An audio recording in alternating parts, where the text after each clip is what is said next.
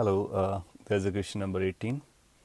It reads that there are two blocks A and B of given masses M and B, and they are placed on a frictionless, that is smooth horizontal floor, and connected by a light, almost inextensible cord.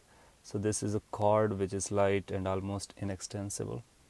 Block A is given a certain velocity u initially, so that's the initial picture shown here. And coefficient of restitution for the cord is E. So we need to find the velocity with which B will start moving. Now the situation shown is before the collision, and when this A will move slightly more, so the string will become this straight or taut, or will bring this tension within. Since it is almost inextensible, that means it will have some extensiveness, right? So we can make another picture of the instant when this B starts moving.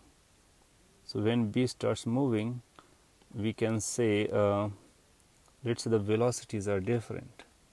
So let's say this is moving with velocity v1, this is moving with velocity v2.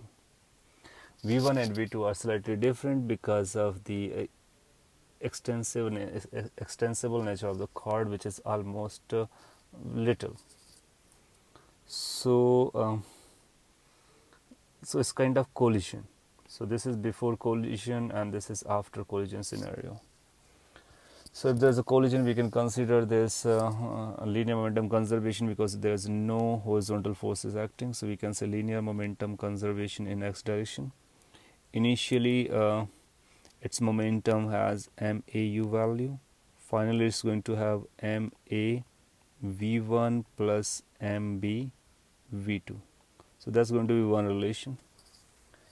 Moreover, coefficient of restitution, we can apply E is equal to separation velocity divided by velocity of approach.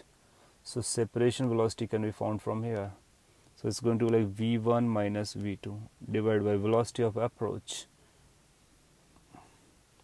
So here, even though this U seems to be going away, but as it goes away, then only the string becomes taut and then the collision takes place, right? So relative velocity basically that we need to use is U.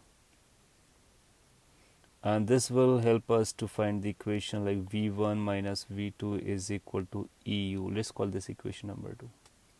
Using these two equations, we need to find what? We need to find the velocity V2, which is the velocity of B. So let's solve for V2. If we want to solve for V2, what we can do, we can eliminate V1. So from second equation, V1 can be substituted in the first equation. So we can say using 1 and 2 together, it's going to be like MAU is equal to MA V1. V1 can be copied from here, which is basically going to be V2 plus EU plus MB V2. Now we can combine V2 from there. So this is going to be equal to MA plus MB. That's going to come along with V2. And you will have over here as plus EU MA. So this becomes a simplified version. Okay, we need to use this coefficient of restitution carefully. So let me recheck it. It's E is equal to velocity of separation, which was basically V1 minus V2, and velocity of approach is I have written as U. So you think like this U is away. So if we convert in this approach way, so it has to be minus. So there has to be placed a minus symbol because to make this U as an approachable velocity, because we are correlating this as a collision. So we need to use the concept of collision properly. Velocity of approach is when the one block is approaching towards another. So we need to find what that velocity is.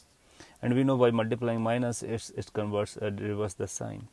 So this minus has to come there. So that will have a minus over here. And that will have a minus over here. So let me point out those points. This.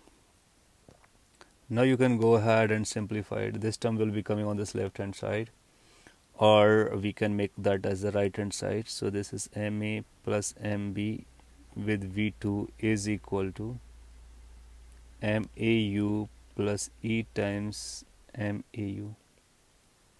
If you look at on this right hand side, you can take 1 plus E as in bracket and you will find MAU. So how much the velocity V2 is, that the velocity with which the block B will start moving, that will be written as MAU in bracket 1 plus E divided by MA plus MB, and that will become our final expression for answer. Okay, thank you.